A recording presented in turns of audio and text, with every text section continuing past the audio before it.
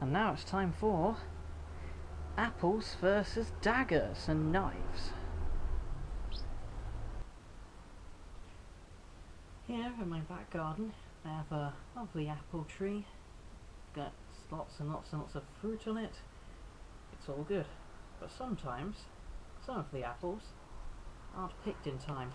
They're attacked by insects or they start to rot.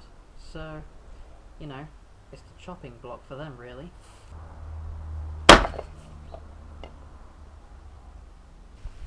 Today it's not much different, except of course that I'm going to slice the apples up with knives publicly. So let's get to it, shall we?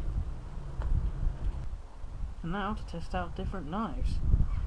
First up, well, this little copper blade thing I made here out of an old pipe.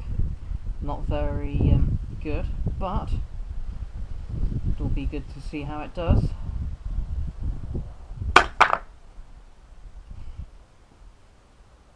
Very sort of mushy. You can tell it's done more sort of crushing than slicing, otherwise it'd be really smooth.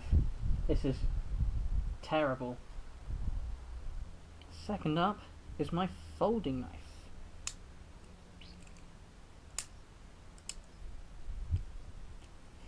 quite old and very well used, but still got quite an edge. Still quite deadly. Oh crap, hang on, let me try that one again.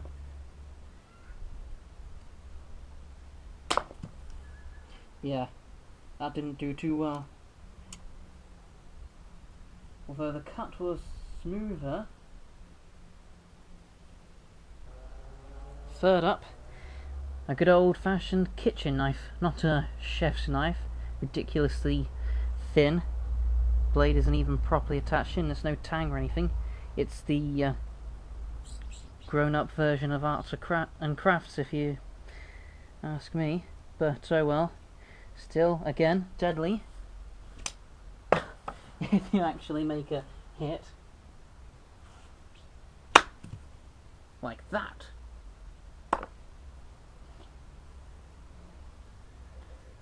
Cut almost clean in half. Quite smooth, but could be better.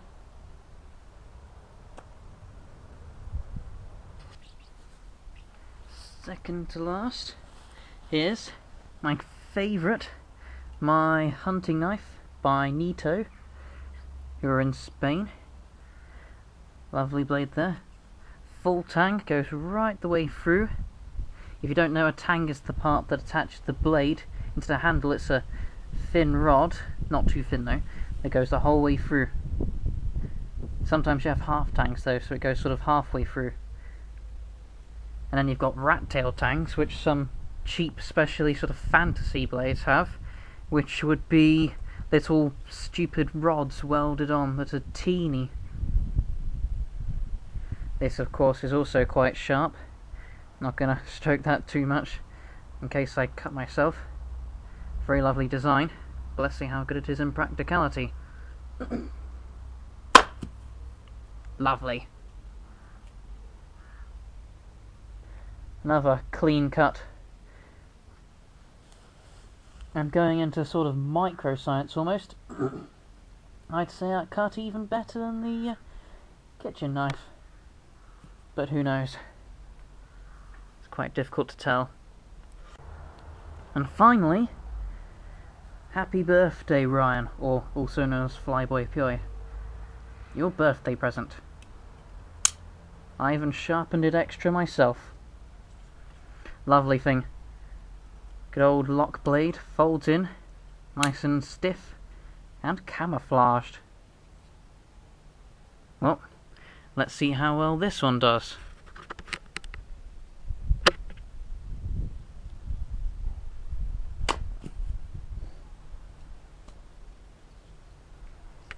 Lovely. Very clean cut.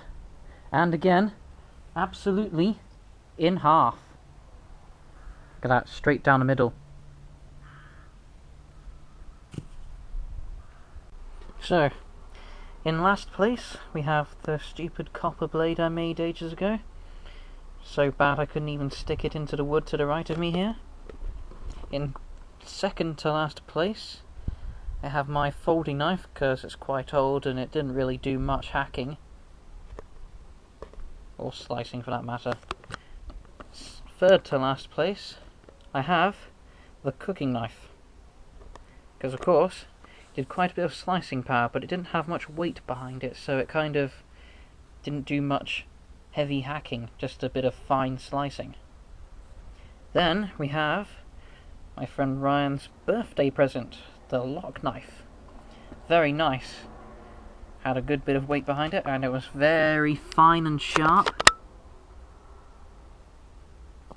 But it did not do quite as good as my old favourite heavy hacking hunting knife.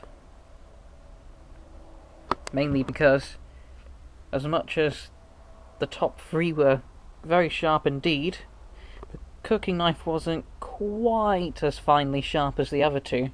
And out of these two, well, what can I say? My hunting knife is much heavier. In terms of utilitarian purposes, this knife is the best. In terms of slicing and dicing and chopping, my knife is just a bit better.